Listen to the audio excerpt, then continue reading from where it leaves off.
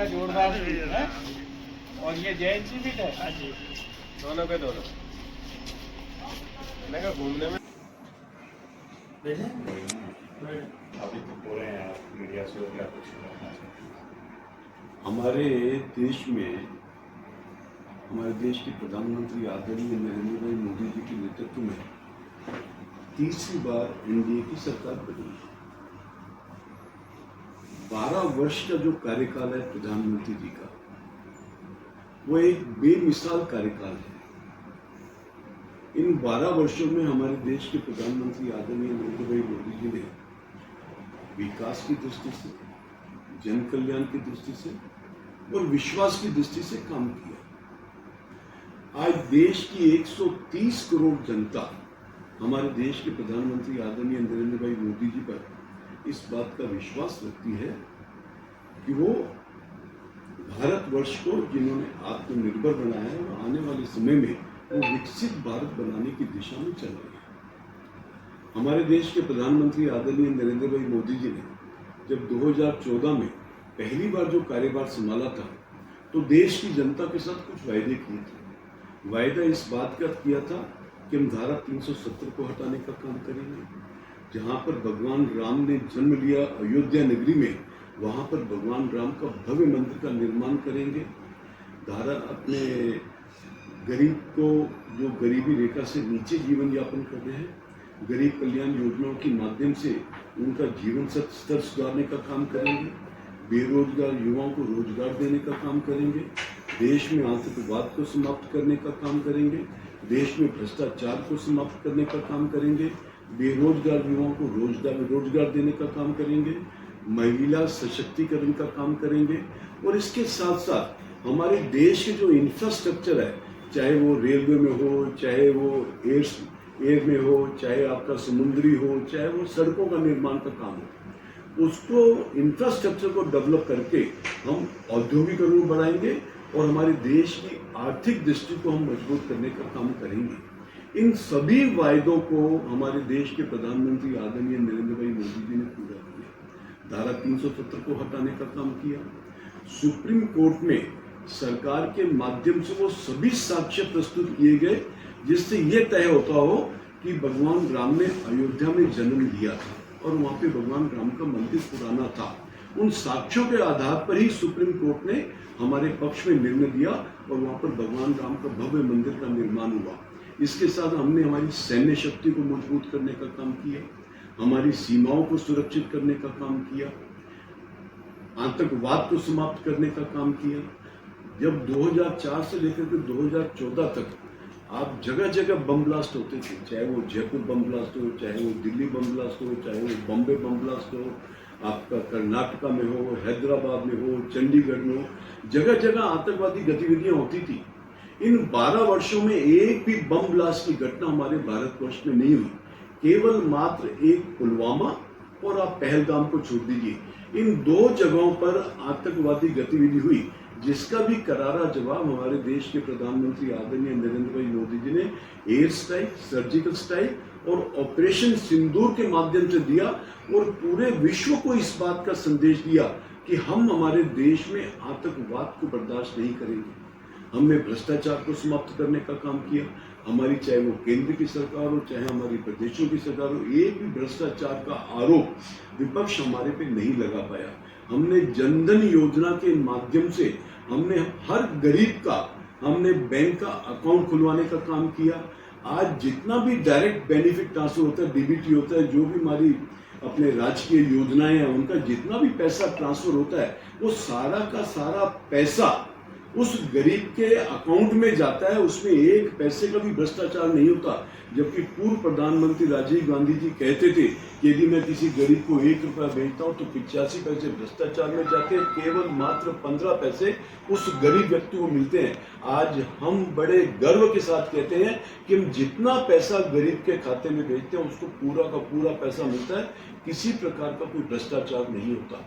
प्रधानमंत्री जी ने गरीब कल्याण की योजनाओं के माध्यम से, चाहे वो घर घर शौचालय बनाने की बात हो, चाहे पीएम आवास योजना के तहत मकान देने की बात हो, चाहे मुद्रा योजना के माध्यम से बेरोजगार युवाओं को 25 लाख तक का लोन देने की बात हो, चाहे अपने गरीब महिला को उज्ज्वला योजना के माध्यम से गैस का कनेक्शन देने की बात हो, गैस का सिलेंडर देने की बात हो, make in India, made in India, startup India के माध्यम से बेरोजगार युवाओं को रोजगार देने की बात हो, इन गरीब कल्याण योजनाओं के माध्यम से हमने अपने जीवन को गरीबी जीवन रेखा से ऊपर लाने का काम किया।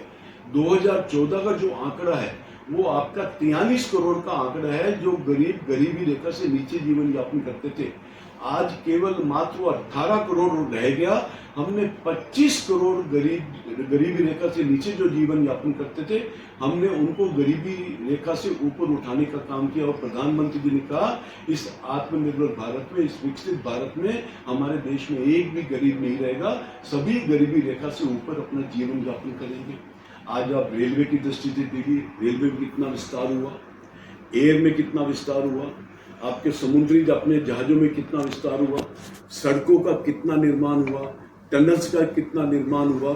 इन सुगम व्यवस्थाओं के माध्यम से हमारा उद्योग बढ़ा, और हमारा उद्योग बढ़ा तो बेरोजगार युवाओं को रोजगार मिला।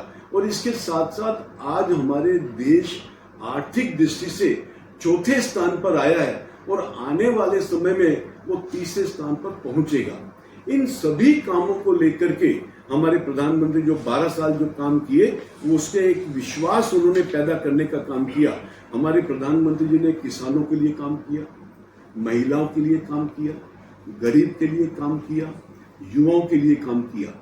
किसानों को किसान सम्मान निधि देने का काम किया, जो 6,000 रुपये वार्षिक हर किसान को उसके खाते में जमा हो जाते हैं। इसके साथ मैं धन्यवाद देना चाहूंगा हमारे राजस्थान प्रदेश के मुख्यमंत्री आदरणीय भजनलाल जी शर्मा जी को, जिन्होंने डबल इंजन की सरकार को साकार करने का काम किया। 6,000 रुपये प्रधानमंत्री जी दे रहे हैं, तो 3,000 रुपये इस समय पीएम किसान निधि में हमारी प्रदेश की सरकार भी दे रही है। आज किसान को 9,000 रुपये प्रति वर्ष उसको पीएम किसान निधि के तहत मिल रहा है, और आने वाले समय में ये बढ़कर के 12,000 हो जाएगा, क्योंकि हमारी प्रदेश की सरकार भी इसको 6,000 रुपया करने जा रही है। इसके साथ साथ प्रधानमंत्री जी ने एक बहुत अच्छी योजना दी किसानों के लिए, किसानों की पेंशन बांधने के लिए। जो 18 वर्ष से लेकर के 40 वर्ष तक का हमारा जो किसान है उसको जब 60 वर्ष पूरे हो जाएंगे तो 3,000 रुपया उसको मासिक पेंशन मिले। ये हमने LIC के माध्यम से हमने किया है। इसमें प्रधानमंत्री जी ने कहा जितना उसमें प्रीमियम लगेगा 50% वहन केंद्र सरकार करेगी और 50% वो किसान को देना। इस प्रकार की बहुत सारी योजनाएं प्रधानमंत्री जी ने देने का काम किया। प्रधानमंत्री जी ने कहा था हम किसानों की आमदनी को डबल करने का काम करेंगे, उस दिशा में प्रधानमंत्री जी ने काम किया। आपके क्रेडिट कार्ड देने का काम किया, मृदा कार्ड देने का काम किया, किसानों को 33% खराबे पे मुआवजा देने का काम किया। पहले कांग्रेस के राज में 50% पर मुआवजा मिलता था, तो किसानों को पूरा मुआवजा नहीं मिलता था। आज किसानों को पूरा का पूरा मुआवजा मिलने का काम हो रहा है। तो ये सारे कार्य हमारे देश के प्रधानमंत्री आदरणीय नरेंद्र मोदी जी ने किए, जिसके कारण एक विश्वास आम जनता में पैदा हुआ। और उसी विश्वास का परिणाम था कि 2014 में जब हमारी सरकार बनी, तो 2019 में हमारी सरकार बनी, फिर 2024 में हमारी सरकार बनी। हमारा देश आज आत्मनिर्भर भारत बन चुका है और आने वाले समय में विकसित भारत बनने की दिशा में हमारा देश आगे बढ़ रहा है। लेकिन सर फिर भी जो है आप डबल इंजन की बात कर रहे हैं, लेकिन लोग जो प्रदेश के वसुंधरा राजे को अभी भी याद कर रहे हैं। देखिए ना RDHS में दवाइयाँ मिल पा रही है, सड़कों का नेटवर्क खराब है, अधिकारी तक लग नहीं रहे हैं कई जिलों में। कहीं ना कहीं क्या लगता है आपको कुछ सुधार की जरूरत है? सुधार होगा? देखिए राजस्थान सरकार का जो बजट है पहले से अधिक हुआ, तो सारा पैसा तो विकास में लगा है। आप देखिए राजस्थान सरकार की बात करूं, मैं तो 12 वर्ष केंद्र सरकार की बात, राजस्थान सरकार की बात करता हूं। आज देखिए, आज ऊर्जा के क्षेत्र में हमारा प्रदेश आत्मनिर्भर हो चुका है। 27 जिलों में हम किसानों को दिन में बिजली दे रहे हैं। पहले किसानों को रात को बिजली मिलती थी, उसके कारण किसान भर सर्दी में खेत को पानी लगाता था, जानवर आ जाते थे, कितनी तकलीफ किसान को उठानी पड़ती थी। आज 27 जिलों को हम दिन में पानी दे रहे हैं और मुख्यमंत्री जी ने कहा कि आने वाले समय में राजस्थान प्रदेश में प्रत्येक जिले को हम पानी देने का, दिन में पानी देने का काम करेंगे। हमारी पूर्व मुख्यमंत्री आदरणीय वसुंधरा राजे जी ने ERCP की योजना को चालू किया, ERCP की योजना को लेकर के आई, उन्होंने इसको काम भी स्टार्ट कर दिया था, परंतु कांग्रेस की सरकार ने 5 वर्ष तक उस पर कुंडली बांध के रखी, उस पर कोई काम नहीं किया। अब हमारी भारतीय जनता पार्टी की सरकार, जिसके मुख्यमंत्री आदरणीय भजनलाल जी शर्मा है, उन्होंने आते ही उस योजना पे काम करना शुरू किया। आज वो योजना धरातल पे उतरना शुरू हो गई। हरियाणा से उसका एग्रीमेंट हो गया, मध्य प्रदेश से हो गया, दिल्ली से हो गया, पंजाब से MOU साइन हो गया। आज वो योजना के माध्यम से 14 जिलों को पानी सिंचाई का भी मिलेगा और पानी पीने का भी मिलेगा। आज हम जल के क्षेत्र में हम बहुत काम कर रहे हैं। आप देखिए, यमुना जल समझौता कितने वर्षों से पेंडिंग पड़ा था। कांग्रेस के दिग्गज नेता शेखावाटी में हुए, परंतु उन्होंने कोई यमुना जल समझौता नहीं किया। हमारे मुख्यमंत्री जी ने आते ही यमुना जल समझौता करके शेखावाटी को पानी देने का काम किया। आज हम जल के क्षेत्र में, पानी के क्षेत्र में, ऊर्जा के क्षेत्र में, बेरोजगार युवाओं को रोजगार देने के क्षेत्र में एक भी पेपर लीक हमारे प्रदेश में नहीं हुआ, जबकि कांग्रेस के राज में 19 पेपर लीक हुए थे। बेरोजगार युवाओं के साथ कुठाराघात हुआ था, विश्वासघात हुआ था। लाखों बेरोजगार युवा इस बात से परेशान थे कि पेपर लीक हो गए, रिजल्ट नहीं आया, जिसके कारण उनको सरकार में नौकरियां नहीं मिली। हमारी सरकार ने आते ही 1 लाख नौकरियां हम दे चुके हैं। 1,25,000 नौकरियों का हमने घोषणा कर दी है और 1,37,000 का हमने कैलेंडर जारी किया है। हमारे घोषणा पत्र में 4 लाख सरकारी नौकरियां देने का वायदा बेरोजगार युवाओं को किया था। निश्चित रूप से हमारी सरकार 6 लाख से अधिक बेरोजगार युवाओं को रोजगार देने का काम करेगी।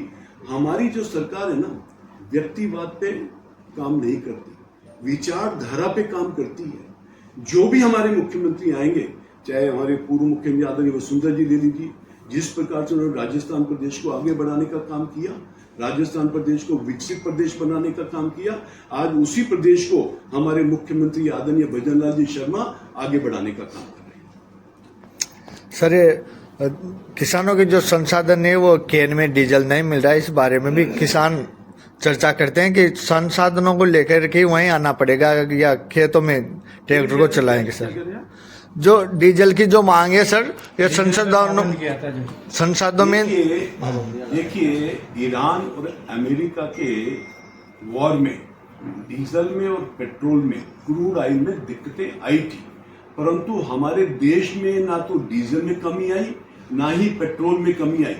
कुछ एक बतौर प्रिकॉशंस हमने बंदिशें लगाई थी, जिनको भी हमने खत्म करने का काम किया है। किसानों को उसी प्रकार से डीजल पेट्रोल देने को कोई दिक्कत नहीं है। वो क्यों में ही दिया जा रहा है सर, जैसे मैंने कहा जो स्थिति पहले थी वही स्थिति अब आगे बहाल हो जाएगी। ठीक है सर, धन्यवाद।